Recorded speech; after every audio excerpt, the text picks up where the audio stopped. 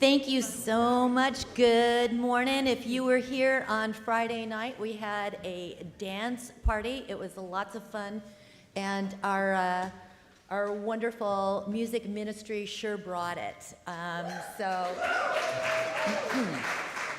Yep, and They boogied down a little. So, good morning, welcome. This is an extraordinarily exciting day. I'm sure you feel it. I know I do. Yep.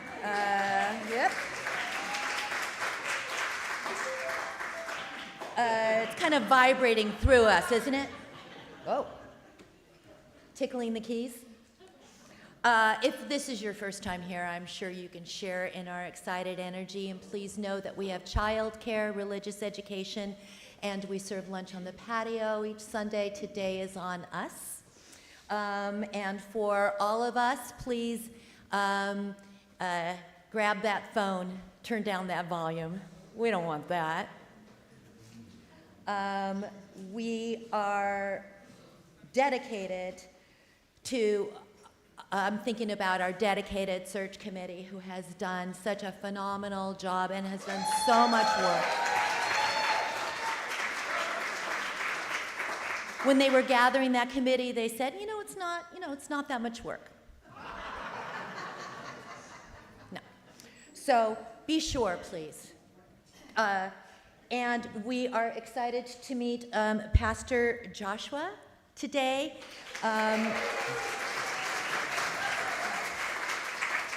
And he is our ministerial candidate. I know that the committee was finding some wonderful, wonderful people. And then when they met Pastor Joshua, he seemed to jump out ahead. And so I am looking forward to us all finding out why they think he's going to be such a wonderful fit for our beloved community. So I'm going to get to announcements. Let's see, I already suggested you please put your phone. Oh, to Bennettville, coming around the bend. If you're on the fence about going, go. It's 2.5 days. It feels like a week. And the connections that you make with the other people in our communities. And then, of course, Janet's always there. No, really, just go, and it's clean. For those of you who are worried about the bathrooms, I hear that. Pledge, today's the day. If you haven't pledged already, today's the day. Auction. The auction is coming up. It's such a fun event. And if you go to the auction table and chat with them for a minute, they will find things that you have to offer you didn't know you had.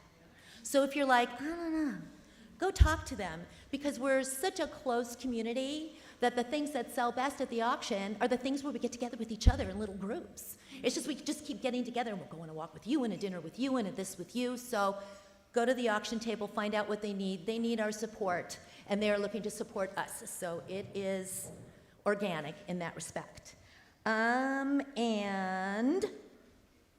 now I'm going to bring up Miss Leanne Hart.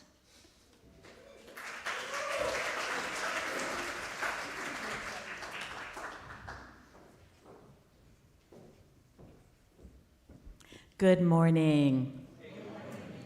So I'm just here to nag a little bit and remind you about the voting process. We want everybody to vote next Sunday. Will be held after the service. If you are a pledging member with a contribution of record, you will receive a ballot and vote. If you're not sure, you can check with Gabby in the office, or Gary and Eric will be the voting people next week. You can check with them. No problem. We are looking for an over 90% approval rating among eligible members. Now, if you cannot be here, voting starts online on May 1st. But it will be much more fun for you to be here with us next week and receive the voting results. Don't forget to check your newsletter and the bulletin board for the schedule of meetings. We're going to be having meetings with different groups all week long, and check and see when they are. We have a Zoom meeting that's getting to be kind of popular. More people signing up for that. We added that. It's next Thursday. So lots of opportunities to kind of have a little time with Pastor Joshua.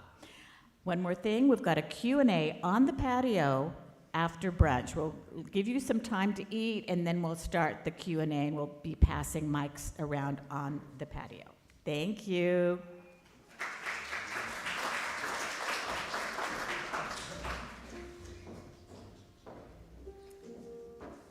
Okay. And now, we are going to light our chalice. We light this chalice in honor of the tradition of all the UUs that have come before us, in fellowship of all the other UU congregations in whose web we are spun.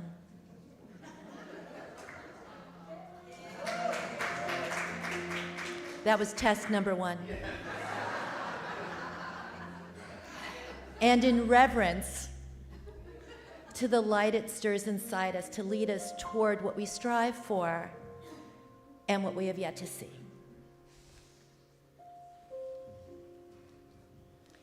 And now for some opening words.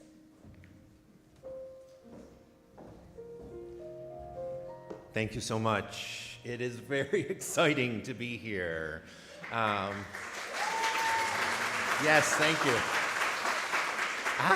It's such an amazing feeling. And I do also want to thank the Ministerial Search Committee. If you don't know, behind the scenes, it is so much work, and they did an amazing job. And I know they did an amazing job because look at the result.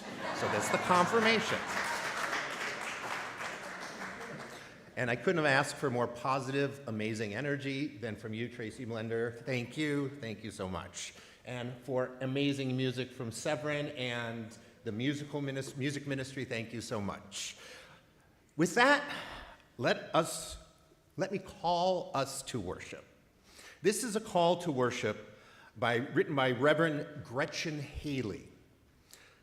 This is a call for all the people longing for liberation, all who wander too often the desert, not sure of the way forward, too often thirsty and afraid, looking for water. Here is a call to collect ourselves and the hopes that we have tucked away, set aside, too often for another day. Here, we are building a welcome table that never finds its end, a river that cannot run dry. The waters are always rapid, and then still steady, and then waterfalls. There's nothing tidy or perfect possible in this journey. Abundant life is messy, and it's glorious, and it's filled with risk, and this is a call for the diving in with all the dreams of your heart and the struggles and the silliness and the fear and the hunger and the courage and the community, the love. Here we are. Here we remember the time for joy is always now. Come. Let us worship together.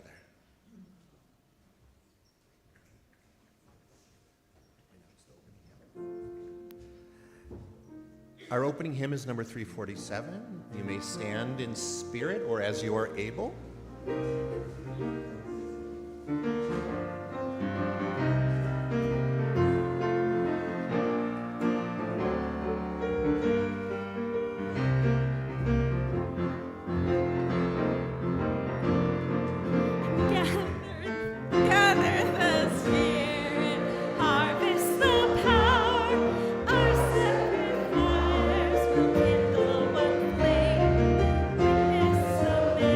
Mystery of these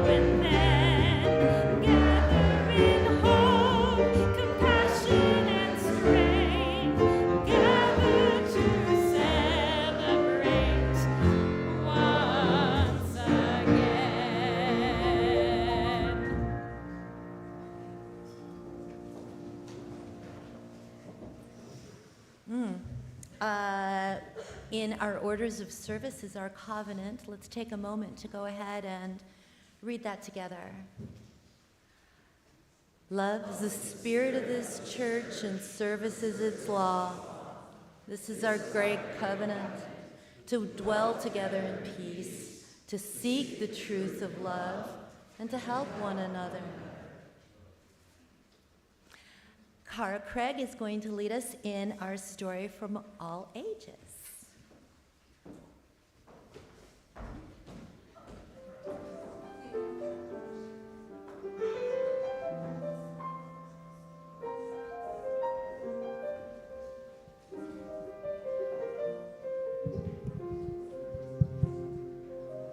I would like to invite all the children to come up front if you would like.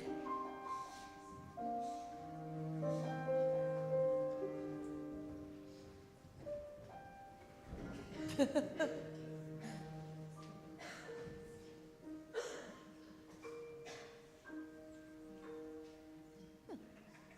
excited to see you all today. I have a story today for you about somebody that I bet all of you have heard of before, and he's someone who is also a Unitarian. And I'm going to tell you a story about his childhood that I got from Tapestry of Faith, and the story is about Charles Darwin. And this right here up there is the first known portrait of Charles Darwin when he was 7 years old.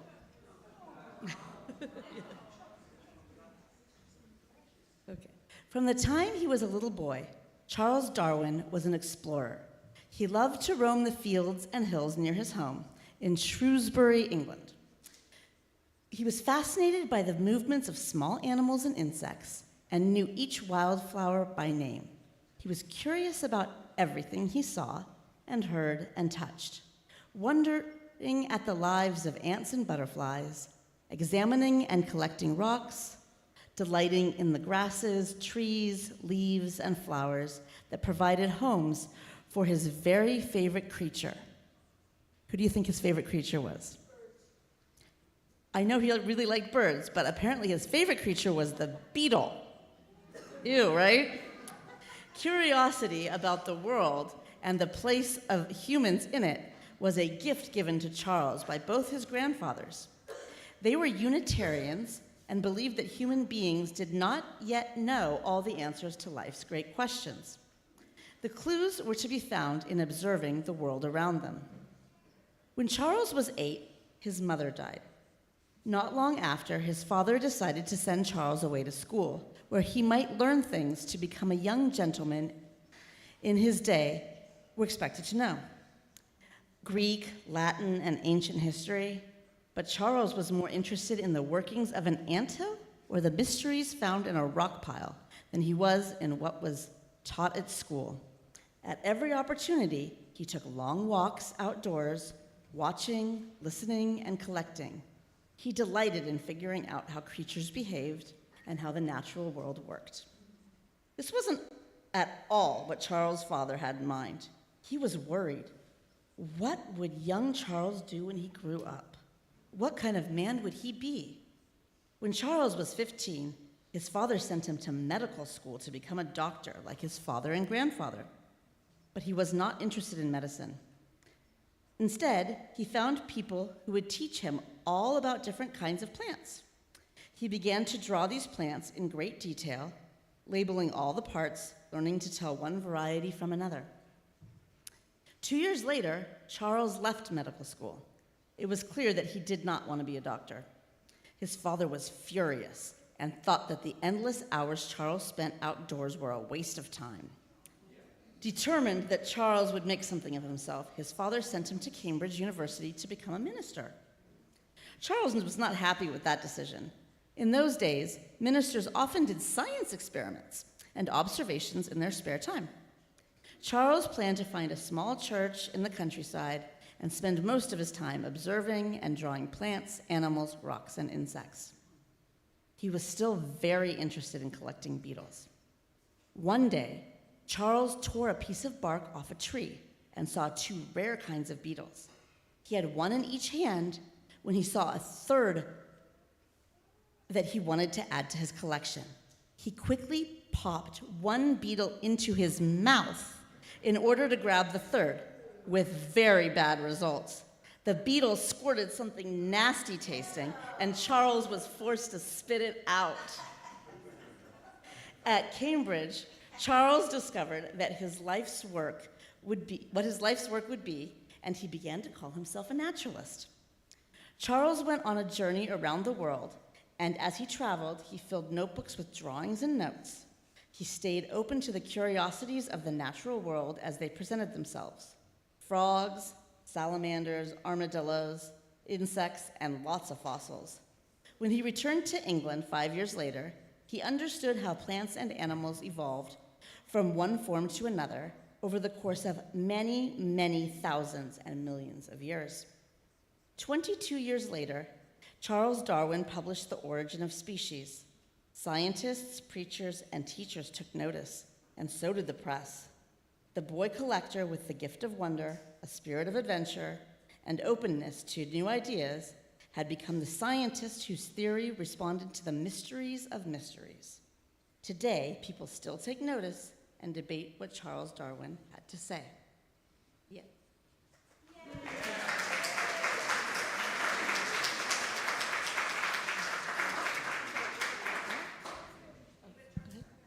And now we will sing our children out, right?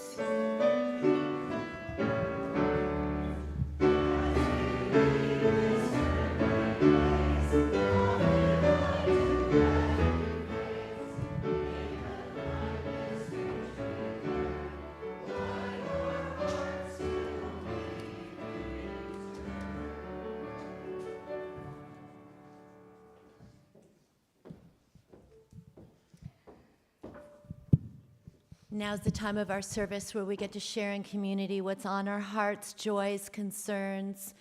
Either you share it with us and we can walk with you, or you share it in silence and light a candle. Please come up if you like.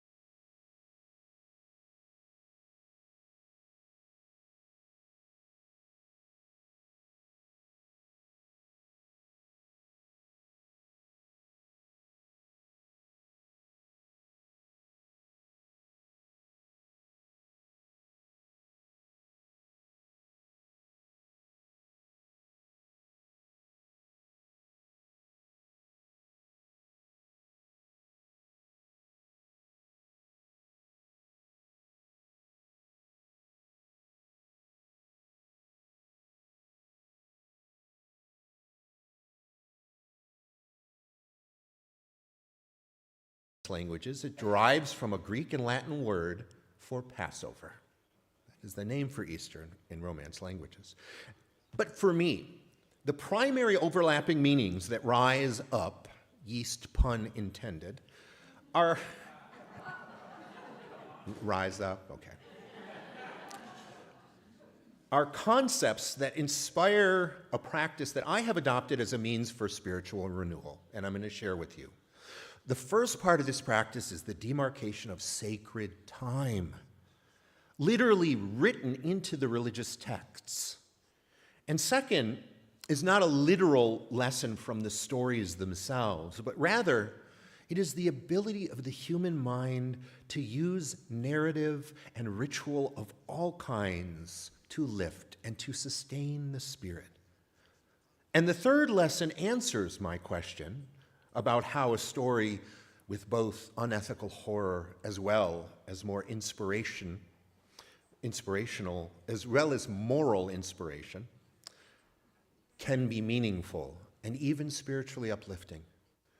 The human mind finds what is personally meaningful and leaves what is not. So, what is sacred time? The first step. Well, I mentioned the 40 days Jews were in the desert, and Passover also has a tradition called counting the Omer, which involves a mindful counting of 50 days, starting with Passover, representing the time of the harvest originally, culminating in a holiday called Shavuot, or Shavuos. And this time is meant to be a spiritual renewal and preparation for receiving the harvest at first. Now it's preparation for receiving the Word of God, or the Jewish Torah. And leading up to Easter, the 40 days of Lent. Those are meant as sacred time to express regret and repentance for sins. Again, bringing one closer to God, to the holy.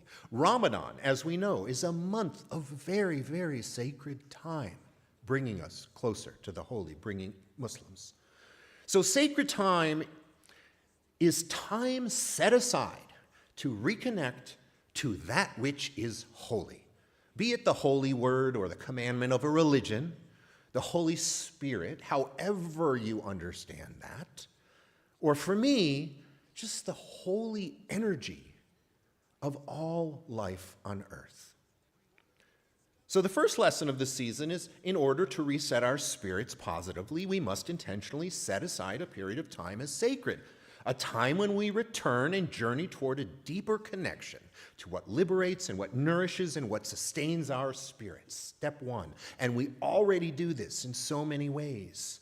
I contend we have the ability to also do it at any time. The obvious example is the Sabbath. We are also doing it right now. We're delineating sacred time right now, from the start to the conclusion of this worship service.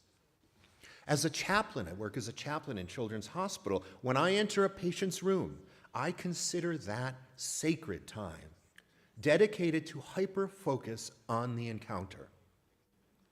Time with my family is sacred. My daughter's here today. You'll meet my other family next week. Time alone, pondering my thoughts, is sacred. In fact, to reset our spirits at any moment, stop and claim that moment as sacred. The key is to be very mindful that sacred time has been declared. Passover, Easter, Ramadan command that time to be set aside. As a humanist, I'm not beholden to any divine law or commandment, so I must be even more intentional about declaring time to heal and renew my spirit. So if you come up to me in meditation, I'm like, sacred time, stay away. I won't do it. The second lesson I glean from thinking about these stories of the season is that storytelling is meaning-making. I used to reject religious lore out of hand as it's obviously not history. It's not true. I remember thinking, well, why should I be Jewish at all if I'm unwilling to do it right, meaning following the most orthodox traditions? I've also spoken to strict adherents of other religions, various religions who claim, no, theirs is the interpretation of their practice, and it is the proper way. But all religious traditions, although sometimes based in history, even loosely, all of them are purposefully crafted fictions and practices that evolve and that continue to evolve to suit the needs and the proclivities of a certain people at a certain time.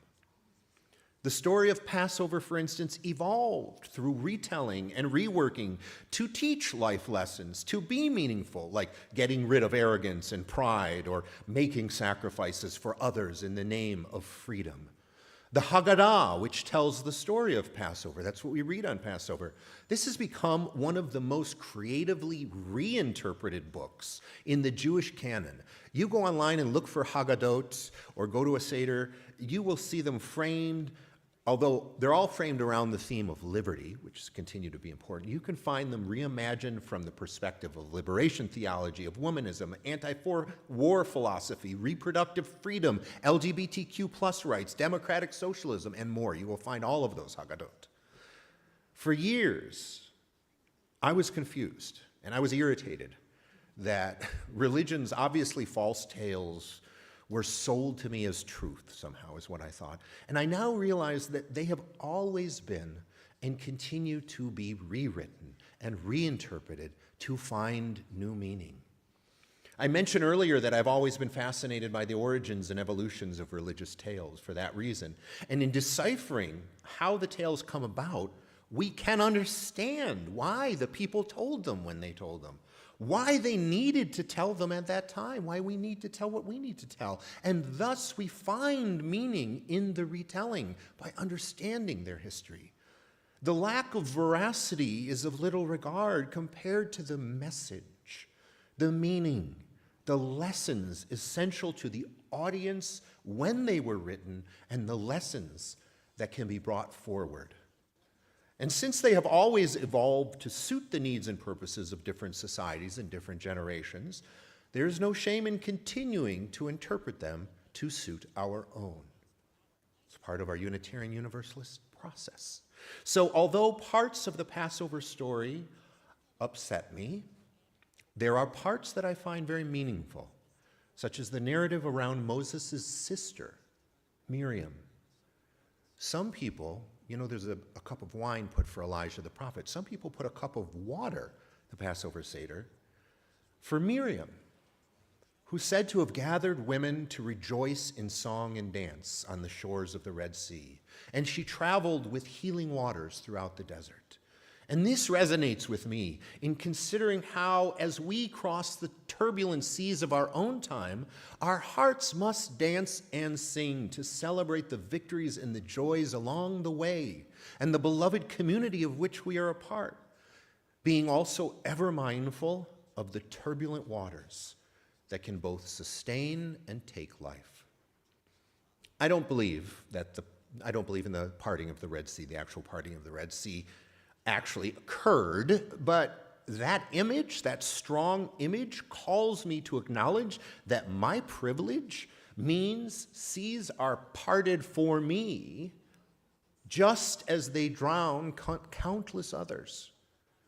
Crossing the threshold of a parted sea is also a metaphor for the extreme risk necessary for many to get to another side, to get to true freedom.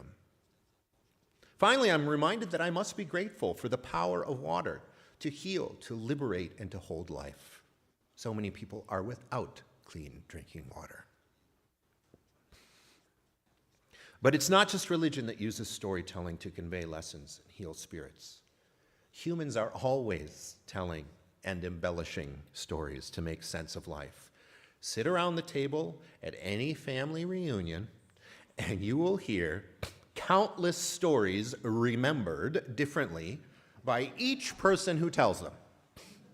But instead of being upset that, Dad, you didn't tell it right, we have to understand that Dad is telling the story how he remembers it in a way that is meaningful and is most impactful for him. Instead of being frustrated with that one uncle who's always full of it, well, there's always an uncle that's truly full of it, so that's a bad example. But I hope you get the point. Do we have permission then to take what we find meaningful in religious lore and reject the parts we do not? Yes, as long as it is our tradition. That is what ancestors have always done in crafting traditions. The stories of Judaism were manipulated and reinterpreted numerous times to fit the needs of the populations receiving the messages. So I'm continuing in a long-honored tradition by doing the same. What's more, since we all make meaning for ourselves, it's important to also respect others who find meaning in aspects of the tales that I may not. What I've personally come to realize then, through a process of confronting and exploring Passover, first as a very doubting, annoying youth. Not all youth are annoying, it was just me. Then as a rejecting atheist. And next as a differential humanist. And now as an open-minded and considerate UU. And all of these things, what I've come to learn is that we can cleanse and renew our spirits by setting aside intentional time as sacred and telling and retelling stories, by mining what is meaningful for us and for others in the narratives of our family, of our culture, of our community, and in our personal experience. And believe others' truths as they tell them.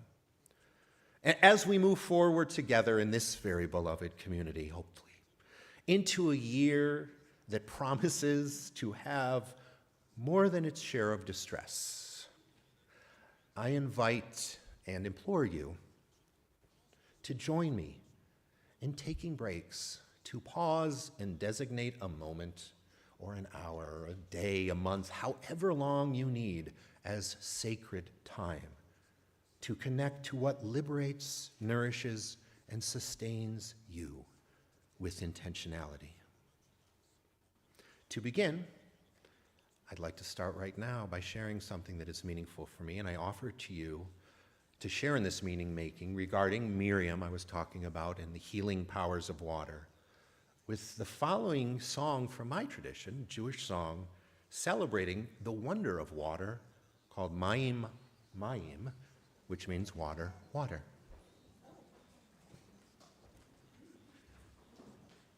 Sorry, you guys weren't ready for that. Yeah, always. I heard the segue. Yeah.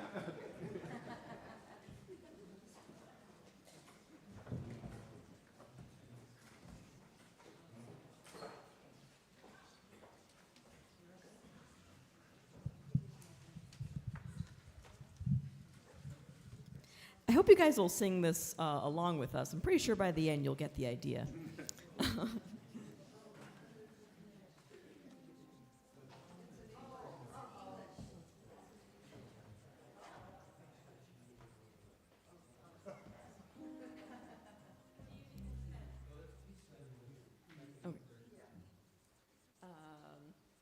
So I'm going to sing the first part. Uvshafte mayim besason mimane Yeshua. Beshafte mayim besason uvanei Yeshua. And I'm going to say mayim, mayim, mayim, mayim. Hey mayim besason. Mayim, mayim, mayim, mayim. Hey mayim besason. Hey, hey, hey, hey. Mayim, mayim, mayim, mayim. You get the idea. Mayim, mayim, mayim, mayim. You get the idea. So the word is mayim, which means water, and hopefully you can join in with us. We'll sing it along. We're going to teach you the second and the third part, right? You're going to do this. Oh, right. Right? Okay. So here we go. Let's not do the movement yet. We're going to do it very slowly. So here we go.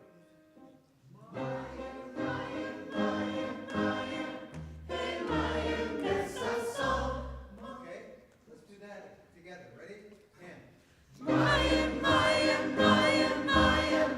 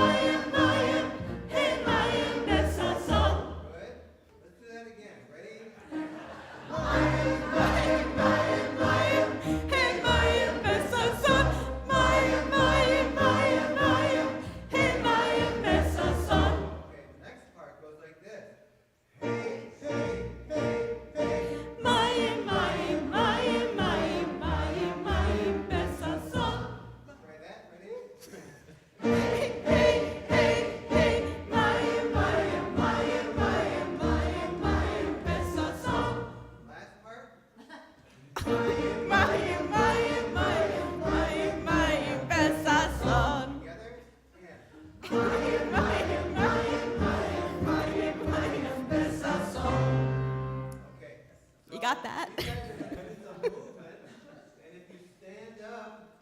Oh, yeah, you can sing.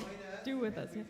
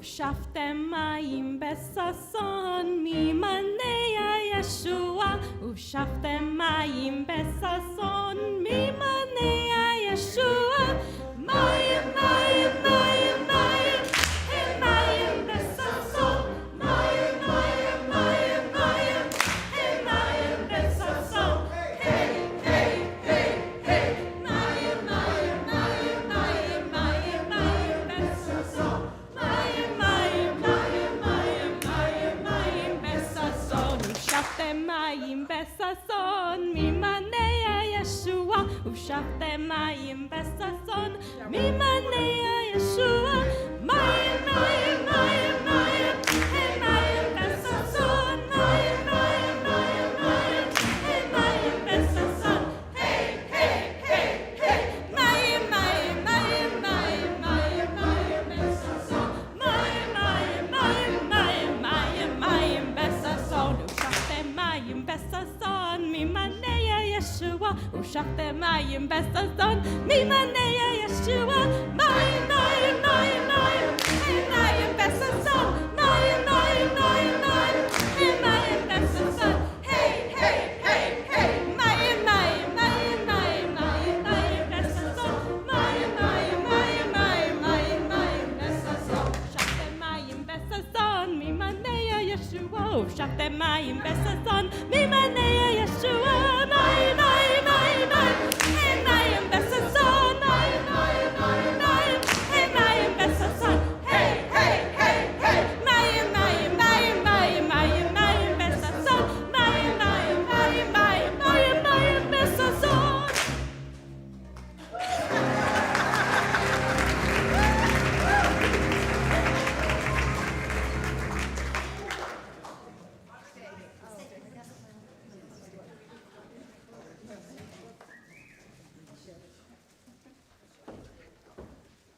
How about if we all just join the choir? They look like they have so much fun, and they keep telling us we don't have to be able to sing.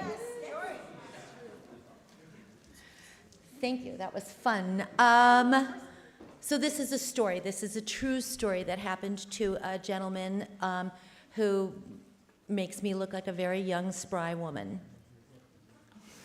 So he was in a fast food line, and he was mulling over and trying to place his order. It was a little difficult. The speaker and the car behind him was kind of honking and yelling things at him that were unkind, letting him know that he was taking a little too long or whatever.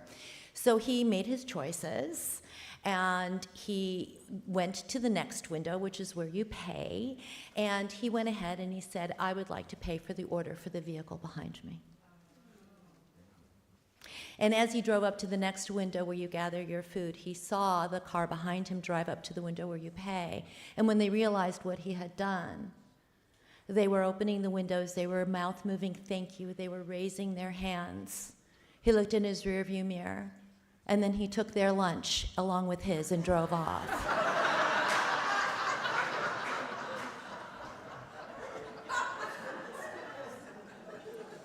I don't know how that leads into the offertory, but it is now time for our offertory.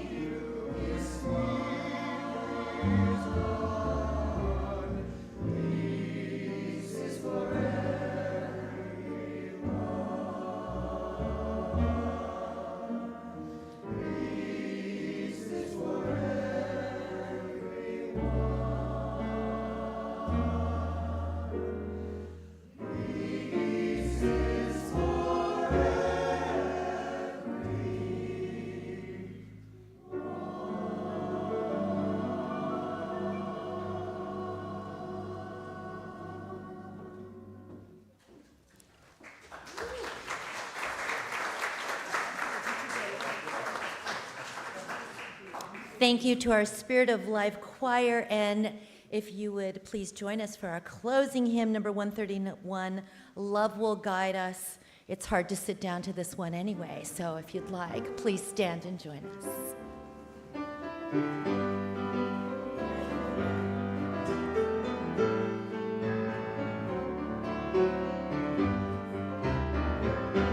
Love will guide us, peace has tried us, hope inside us will lead the way on the road from free to giving. Love will guide us through the hard night.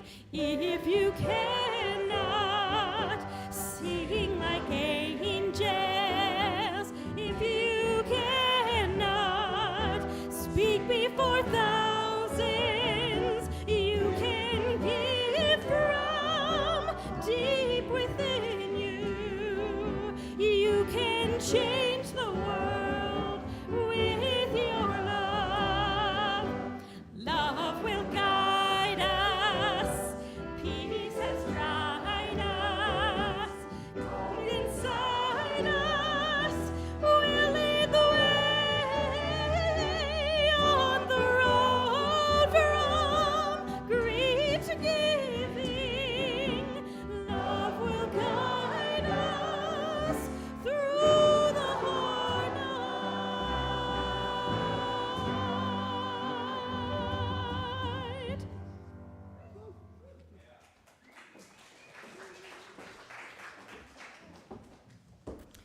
You might as well remain standing. This church is dedicated to the proposition behind all our differences. Beneath all our diversity, there is a unity that makes us one and binds us together forever, in spite of time and death and the space between the stars. We pause in silent witness to that unity.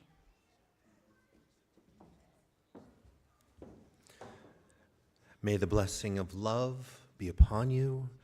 May love's peace abide with you. May love's presence illuminate your hearts, now and forevermore. So be it. Amen. Shalom, salam, namaste, and blessed be. And now our service It truly begins.